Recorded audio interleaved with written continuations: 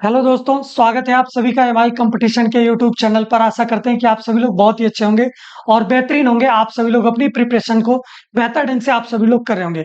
आज हम लोग साथियों बात करने वाले हैं कि जो हमारे पास आज का मैथ का प्रैक्टिस सेट नंबर जो यूपी पुलिस री एग्जाम के लिए हम लोग तैयारी कर रहे हैं, प्रैक्टिस सेट नंबर आज 9 होने वाला है।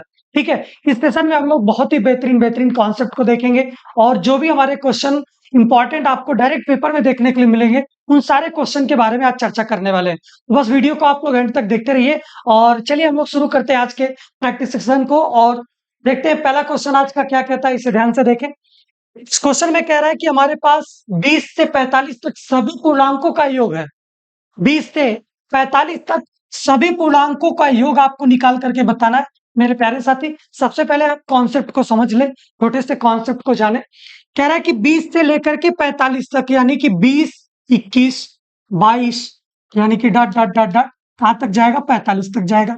अब आपको 20 से लेकर के 45 तक जाना है और इनकी संख्याएं जितने भी आएंगी उन सारी संख्याओं का योग आपको निकाल करके बताना है। मेरे प्यारे साथी, एक चीज हम लोग पढ़े थे कि जो हमारे पास औसत बराबर होता है, औसत बराबर कुल संख्याओं का योग, कुल संख्याओं कुल संख्याओं का योग और बटा में कुल संख्या। ठीक है, बटे में कुल संख्या होता है, यही आपके पास फार्मूला होता है। ठीक है, अब देखिए ध्यान से समझ लीजिए कि हमारे पास कुल संख्या कैसे निकलेगी। कुल संख्या की जब बात करेगा मेरे प्यारे साथी, तो कुल संख्या यहां से हम लोग निकालेंगे कि जितनी हमारे पास बड़ी संख्या होती है, यानी कि जो सबसे लास्ट वाली संख्या होती है, अगर वो लगातार है तब लगातार संख्या होगी, उस केस में इस चीज को आपको अप्लाई करना होगा। अगर लगातार संख्या नहीं है, इसको आप लोग अप्लाई मत करिएगा, अदरवाइज आप लोगों को गलतियों का सामना करना पड़ेगा। ठीक है, यानी कि अगर यहाँ पर देखिए 20 से लेकर के 45 तक जा रहा है, 20 के बाद 21, 22, 23 डॉट डॉट डॉट 45 तक जा रहा है, इसका मतलब लगातार कह रहा है। तो हम लोग क्या करेंगे कि जो इसकी बड़ी वाली संख्या होगी, उस बड़ी वाली संख्या में से छोटी वाली संख्या को घटा लेंगे और प्लस में 1 कर देंगे, तो हमारे पास यहाँ से कुल संख्या पता चल जाएगी कि 20 से लेकर के 45 तक कितनी संख्याएं थी। ठीक है, यानी कि यहाँ से कितना आ जाएगा? 45 से 46, 46 माइनस 20 यानी कि कितना आ जाएगा आपके पास? 26 आ जाएगा। ठीक है, इस प्रकार से हमारे पास कुल संख्या है तो हमें पता चल गई कि 26 होती है। अब हम लोग कुल संख्याओं का योग आराम से हम लोग निकाल लेंगे, सभी पूर्णांकों का योग यहां से हम लोग आराम से निकालेंगे। सभी पूर्णांकों का योग,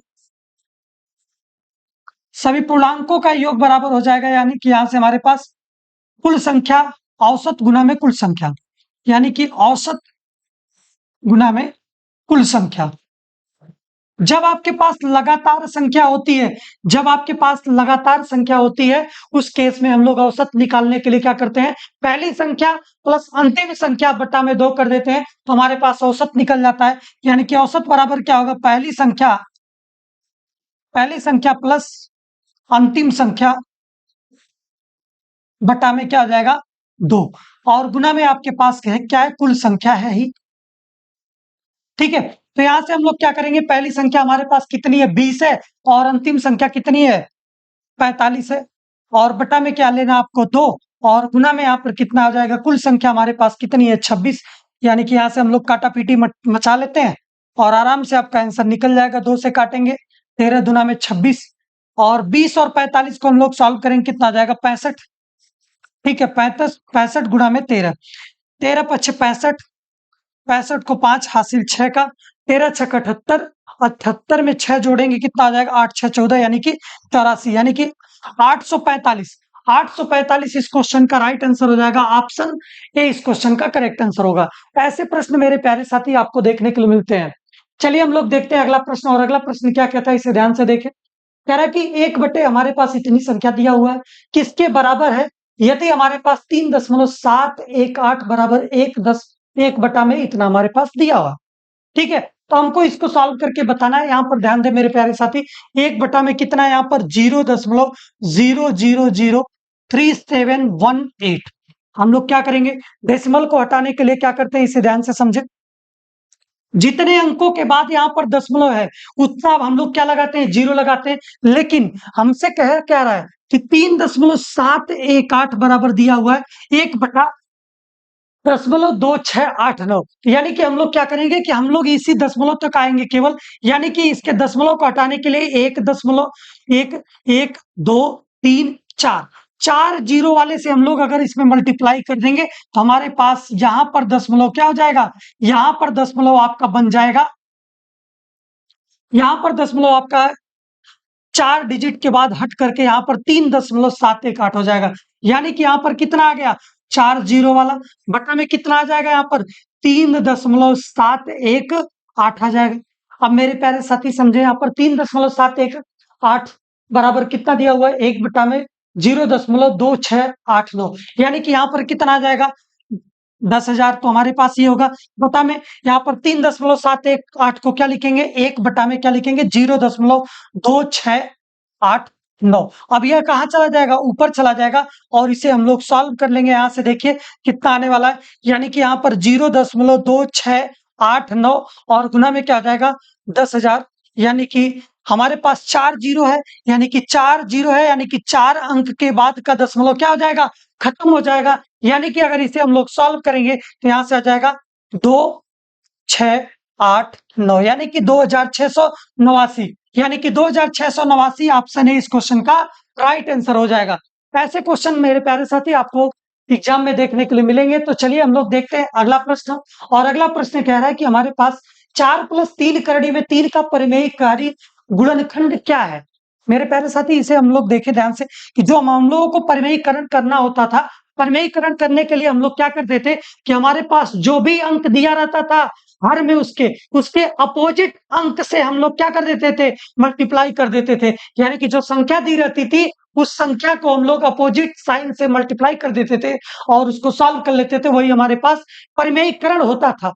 लेकिन हम लोग को यहाँ पर परिमेयकारी गुणनखंड पूछा, यानी कि हम लोग इसमें क्या मल्टीप्लाई किया जाए, यानी कि 4+3 करड़ी में 3, हम लोग इसमें क्या करेंगे, इसके अपोजिट साइन वाले से मल्टीप्लाई कर देंगे, यानी कि 4-3 करड़ी में 3।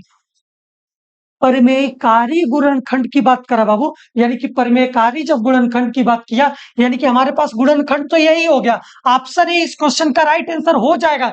लेकिन आपको ये चेक करना होगा कि हमारे पास इसको करने के बाद क्या हमारे पास परिमेय संख्या मिल रही है कि नहीं। तो हम लोग क्या करेंगे, इसे सॉल्व करेंगे। एक कोष्टक में a+b, दूसरे में हमारे पास a-b, यानी कि हम लोग इसको सॉल्व करेंगे तो हमारे पास क्या हो जाता है, मल्टीप्लाई करने के बाद a² - b, यानी कि a² - b। अब ये हम लोगों ने किसको माना, 4 को माना, तो यानी कि 4 का स्क्वायर माइनस बी हमने किसको माना, 3 करड़ी में 3 को माना है, यानी कि हम लोग इसका स्क्वायर कर देंगे। 4 का स्क्वायर यानी कि 16 माइनस इसके बाद 3 त्रिक 9, 9 और यहाँ पर क्या हो जाएगा, ये 3 बच जाएगा, ठीक है, बाहर निकल जाएगा करड़ी से स्क्वायर करने के बाद, यानी कि 16 माइनस यहाँ से कितना आ जाएगा, 9 त्रिक 27, यानी कि -11 आपका आ जाएगा। यानी कि -11 जो होगा यह क्या है, परिमेय संख्या है। जब यह परिमेय संख्या है इसका मतलब कि हमारे पास परिमेय संख्या जब जैसे ही मिला हमारे पास परिमेयकारी गुणनखंड क्या आ जाएगा, 4-3 करड़ी में 3 इस क्वेश्चन का राइट आंसर हो जाएगा। चलिए हम लोग देखते हैं अगला प्रश्न। और अगला प्रश्न क्या कह रहा है, 13 का वह न्यूनतम गुणक, 13 का वह न्यूनतम गुणक जिसमें 4, 5, 6, 7 और 8 से भाग देने पर प्रत्येक स्थिति में 2 शेष बचता है। मेरे प्यारे साथी इस चीज को कैसे सॉल्व करना है इसे ध्यान से देखें। सबसे पहले हमारे पास जो यहाँ पर ऐसा क्वेश्चन मिले तो हम लोग इसका क्या लेते हैं, एलसीएम लेते हैं, यानी कि 4, 5, 6, 7 और 8 का, 4, 5, 6, 7 और 8 का क्या लेना है, एलसीएम इसको लेकर के देखें। 2 दुना में 4 और 5 यहाँ पर, 2 तिहाई में 6, 7 और 2 चौको 8, ठीक है। 2 से फिर काटेंगे, 2 एक नम 2, 5 और 3 और यहाँ पर 7 और 2 दुना में 4। फिर से इसको आगे सॉल्व करेंगे, 2 1 और 5 3 और 7 और 2 एक नम 2, ठीक है। फिर यहाँ से हम लोग इसको काटेंगे, 3 से काटेंगे, 3 से काटेंगे तो यहाँ पर 1 और 7 और 1 सब कट जाएगा, यानी कि 5 से भी काटेंगे तो 1 बार में कट जाएगा और 1 कोई दिक्कत नहीं है। 7 से भी काटेंगे तो 7 एक नम 7, ये भी खत्म हो जाएगा। यानी कि इसको सॉल्व करेंगे कितना आ जाएगा, 7 पचे 35, 35 और 35 तिहा में कितना आ जाएगा, 105 और 105, 2 दुना में 4 दुना में 8, यानी कि 105 गुना में 8, 8 पंजे 40, 8 एक नम 8, 840 आपका क्या हो जाएगा, एलसीएम आ गया किसका, जो हमारे पास 2, 5, 6, 7, 8 का था। अब वो कह रहा है कि 13 से 13 का वो न्यूनतम गुणक निकालना है कि जो क्या हो कि उसको प्रत्येक स्थिति में दो शेष बचे अगर उसे भाग दिया जाए इन संख्याओं से तो यानी कि हमारे पास कितना आ जाएगा संख्या हम लोग निकालने के लिए वो संख्या निकालेंगे।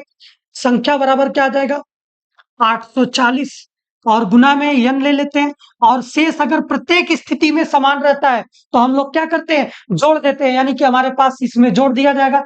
n बराबर यहाँ पर हम लोग 1 2 3 जो भी मन करे वो लेकर के देख सकते हैं। ठीक है, तो यानी कि हम लोग अगर n बराबर अगर यहाँ पर 1 लेते हैं यानी कि यहाँ पर कितना आ जाएगा 840। ठीक है, 840 को लेकर के देखते हैं यानी कि 840 प्लस 2। ठीक है, अब 840 को हम लोग लेकर के देखते हैं यानी कि यहां पर कितना आ जाएगा 840 40 2 42 यानी कि हमारे पास संख्या कितनी आ जाएगी 842 आ जाएगी।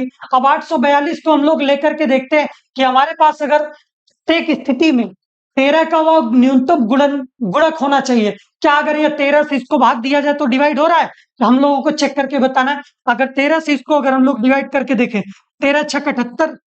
ठीक है, 13 छक 78 और 78 6 13 13 13 चौक को 52 13 पच्चीस 65 यानी कि 4 बार अगर लेकर के जा रहे हैं 52 बार में जा रहा है फिर भी शेषफल आ रहा है यानी कि यह पूर्ण रूप से कट नहीं रहा। जब पूर्ण रूप से कट नहीं रहा तो n बराबर हम लोग लेकर के देखते हैं 2। n बराबर 2 लेकर के देखेंगे तो 840 40 गुना में कितना आ जाएगा 2 प्लस 2 यानी कि यहाँ पर देखिए इसको मल्टीप्लाई करिए 0 4 दुना में 8 दुना में 16 और प्लस में 2 यानी कितना आ जाएगा 1682। 1682 को हम लोग फिर पुनः क्या करेंगे 13 से डिवाइड करेंगे।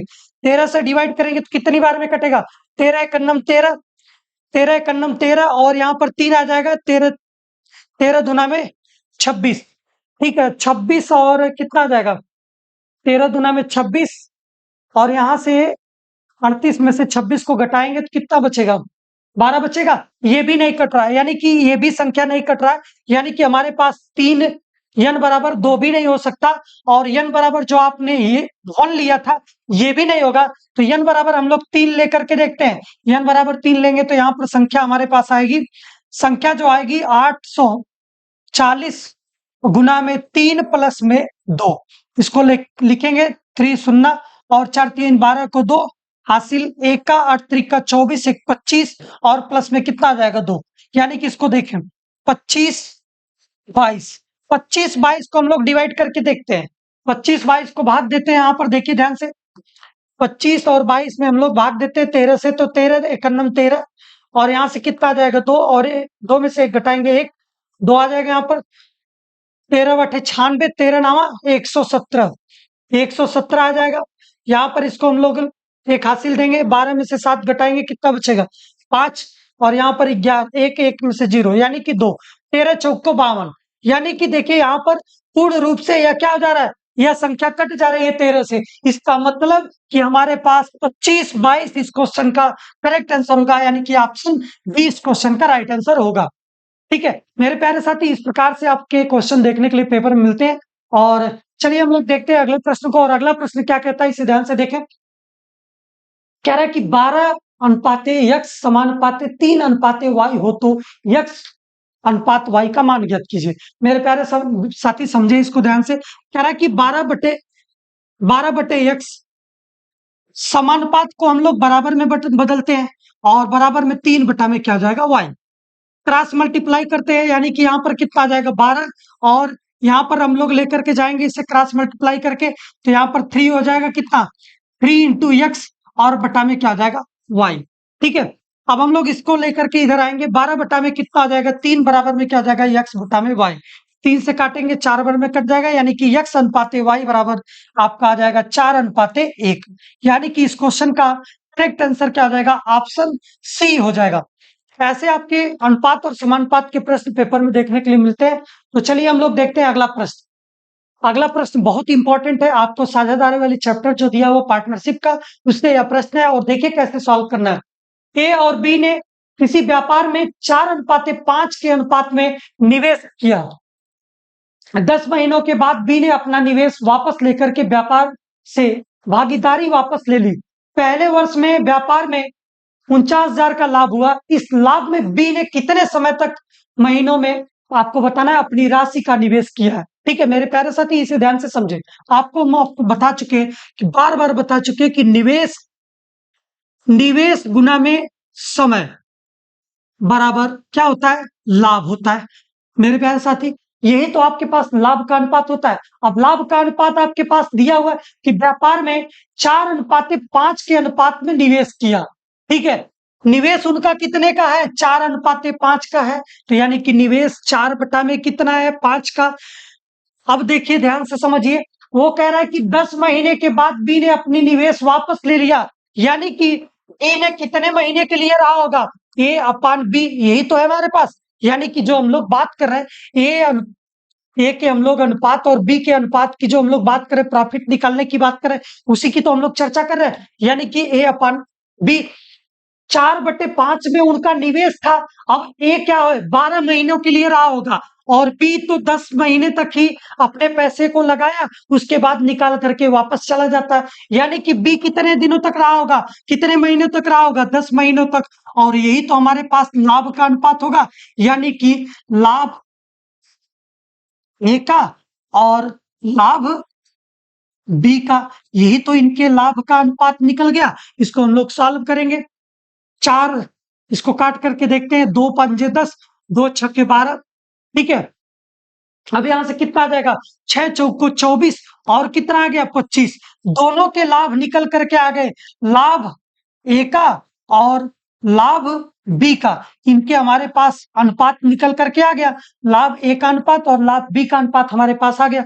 अब आपसे पूछा है कि 49,000 रुपए का लाभ प्राप्त हुआ, यानी कि कुल लाभ कितना है, 49,000 का है। ठीक है, और आपसे पूछा है कि बी ने कितने समय तक अपना पैसा लगाया था, तो बी का कितना है, 25। यानी कि 25 ऊपर चला जाएगा, और बटा में कितना आ जाएगा, 24 और 29, 24 और 25 को जोड़ेंगे तो हमारे पास कुल तो लाभ यही तो है। यानी कि 24 और 25 को हम लोग जोड़ लेंगे, यानी कि 24 और 25, यही हमारे पास क्या हो जाएगा, बी का निवेश। बी का निवेश कितने का रहा होगा, इतने का रहा होगा। ठीक है, इसे हम लोग सॉल्व करेंगे तो यहां से कितना आ जाएगा, 49,000 गुना में 25 बटा में 5, 4, 9, यानी कि ये भी कितना आ गया, 49 का। 49 से इसको काटेंगे, 49 से काटेंगे तो हमारे पास कितना आ जाएगा, एक बार में कट जाएगा और 3 जीरो लग जाएगा। यानी कि हमारे पास 25 में हम लोग 1,000 का मल्टीप्लाई करेंगे तो यहां से कितना आ जाएगा, 25,000 रुपए आ जाएगा। और 25,000 रुपए इस क्वेश्चन का क्या आ जाएगा, करेक्ट आंसर हो जाएगा। यानी कि ऑप्शन ए इस क्वेश्चन का राइट आंसर होगा। चलिए हम लोग देखते हैं अगला प्रश्न। और अगला प्रश्न कह रहा है कि 11 सदस्यों की एक क्रिकेट टीम में औसत 23 रन बनाए। यदि पहले खिलाड़ी ने 113 रन बनाए हो तो अन्य खिलाड़ियों के औसत रन ज्ञात कीजिए। मेरे प्यारे साथी, अब इसे चीजों को ध्यान दें, क्या बता रहे हैं, कोई इशू है क्या? अच्छा, चलिए इधर देखते हैं हम लोग।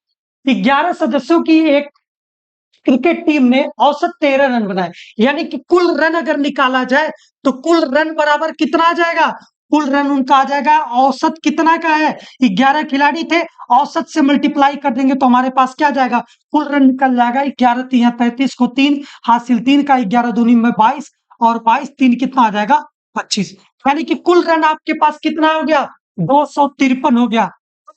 अब इसके बाद यदि पहले खिलाड़ी ने 113 रन बनाए हो तो हमारे पास अगर शेष रन की अगर बात किया जाए, शेष 10 खिलाड़ी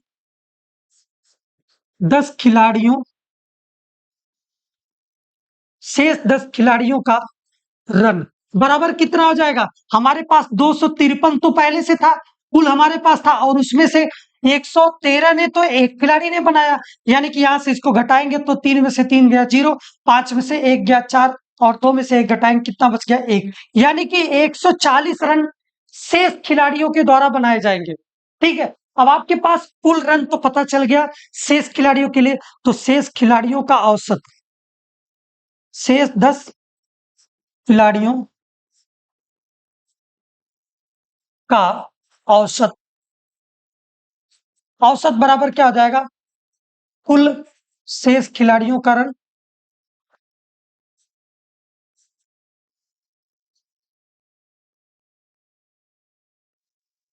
रन बटा में क्या हो जाएगा, कुल खिलाड़ी 10 खिलाड़ी, बता में क्या हो जाएगा 10, 10 ही तो बच्चे थे। ठीक है, अब यहां से हम लोग क्या करेंगे, कुल कितना है हमारे पास 114 जो शेष खिलाड़ियों के रन बचे हुए। अब हमारे पास खिलाड़ी कितने बचे थे, हमारे पास खिलाड़ी कितने थे, खिलाड़ी कितने बचे हैं 10 बचे हुए हैं, यानी कि यहाँ पर कितना आ जाएगा 10, इससे भाग देंगे तो कितना आ जाएगा 14। यानी कि इस क्वेश्चन का अगर करेक्ट आंसर देखा जाए तो ऑप्शन बी इस क्वेश्चन का राइट आंसर होगा, यानी कि 14 बचा होगा, जो बचे खिलाड़ियों के औसत होंगे वो कितना होगा 14 होगा। इस प्रकार से ऑप्शन बी इस क्वेश्चन का राइट आंसर होगा। चलिए हम लोग देखते हैं अगले प्रश्न को, और अगला प्रश्न क्या कहता है, एक महिला 1,000 रुपए प्रतिदिन कमाती है, कुछ हफ्तों के बाद वह 1,160 रुपए प्रतिदिन कमाती है, उसकी कमाई में कितने प्रतिशत की वृद्धि हुई है। मेरे प्यारे साथी, पहले वो कितना कमा रही थी, 1,000 कमा रही है, अब कितना कमा रही है, 1,160 रुपए कमा रही है। पहले ही इनकम उसकी कितनी थी, ये थी 1,000 की थी, अब कितनी इनकम उसकी हो गई 1,160 रुपए। कितने का इजाफा हुआ, कितने का वृद्धि हुई, यानी कि 160 रुपए की वृद्धि हुई। अब आपसे कह रहा है कि उसकी कमाई में कितने प्रतिशत की वृद्धि हुई है, तो प्रतिशत वृद्धि हमारे पास हो जाएगी, जो प्रतिशत प्रतिशत वृद्धि जो होगी उसे ध्यान से देखें, यानी कि कितने की वृद्धि हुई है 160 की वृद्धि हुई, कितने पर हुई है 1,000 रुपए पर हुई है। प्रतिशत निकालना है तो गुना में 100 कर दीजिए, 2 जीरो से 2 जीरो कट गया, 1 जीरो से ये कट गया, यानी कि उसका वृद्धि कितना हुआ है 16% का हुआ है, यानी कि ऑप्शन डी इस क्वेश्चन का राइट आंसर हो जाएगा। ऐसे प्रश्न आपको देखने के लिए पेपर में मिलते हैं, जो इस प्रकार से आसानी तरीके से आप लोग सॉल्व करेंगे। तो चलिए हम लोग देखते हैं अगला प्रश्न, और अगला प्रश्न कह रहा है, एक बेईमान दुकानदार अपना, ध्यान से समझे, एक बेईमान दुकानदार अपना माल बिना लाभ या हानि के बेचने का दावा करता है। भाई साहब, वो बिना लाभ और हानि का बेचने का दावा कर रहा है, फिर कह रहा है कि 20% सामान, 20% सामान कम तौलता है, उसका वास्तविक लाभ क्या होगा। मेरे प्यारे साथी, अगर जब आपसे इस प्रकार का क्वेश्चन मिले तो आप लोग 1,000 मान लो कि वह 1,000 ग्राम हुआ, उसका वास्तविक रहा होगा, उसको तौलना कितना रहा होगा 1,000 ग्राम तौलना होगा, यानी कि अब वो तौल कितना रहा है 20% कम तौल रहा है, यानी कि तौल कितना रहा है वर्तमान में, कमी कितना कर रहे, कमी कितने का कर रहा है, यानी कि 1,000 का 20% वह क्या कर रहा है कम तौल रहा है, यानी कि जीरो से जीरो काट देंगे तो कितना आ गया 200 ग्राम। 200 ग्राम वो क्या कर रहा है 1,000 ग्राम जब दे रहा था उसमें 200 ग्राम कम तौल रहा है।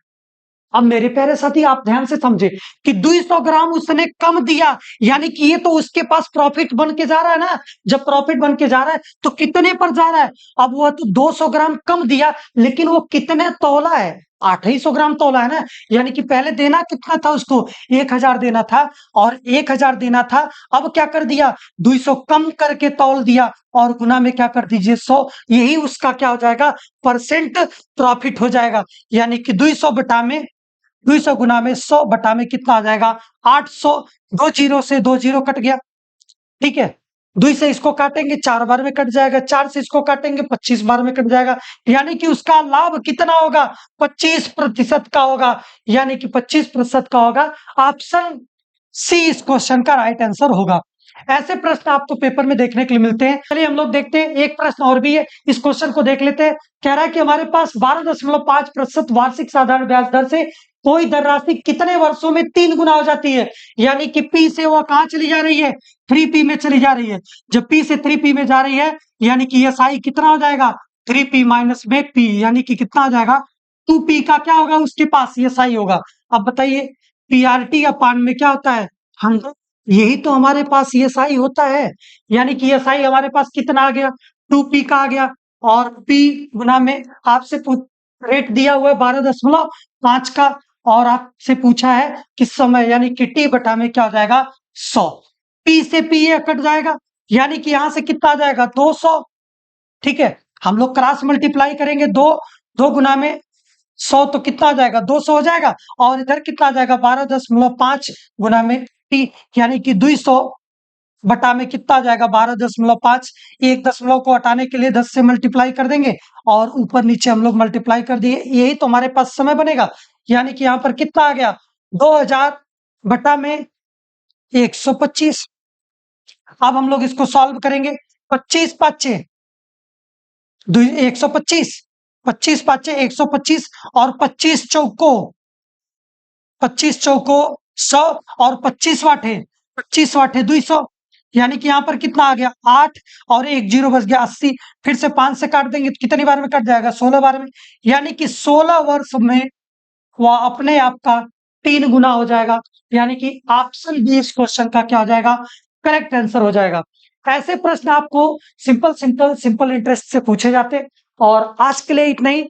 इस प्रैक्टिस सेट में हम लोग देखे हैं, और अगले प्रैक्टिस सेट नंबर हमारे पास 10 होगा, उसमें हम और भी बेहतरीन बेहतरीन कॉन्सेप्ट के साथ आपको क्वेश्चन करवाएंगे। आप लोग चैनल पर बने रहिए, वीडियो को एंड तक देखते रहिए। जो भी कॉन्सेप्ट यहाँ पर बताए जा रहे हैं प्यारे साथी, उसे आप लोग ध्यान से अपने कॉपी पेन में नोट करते रहिए, और आपको नोट करने से बहुत सारे फायदे मिलने वाले हैं। आपको प्रैक्टिस करने में आसानी होगी, अपने कैलकुलेशन को, स्पीड को और अच्छी तरह से इंप्रूव करने में आसानी होगी। इन सारे चीजों को आपको लाभ मिलने वाला है, तो आप लोग वीडियो को अंत तक देखते रहिए, और चैनल पर अगर नए हैं तो चैनल को सब्सक्राइब कर लीजिए। इसी के साथ बहुत बहुत धन्यवाद। जय हिंद, वंदे मातरम।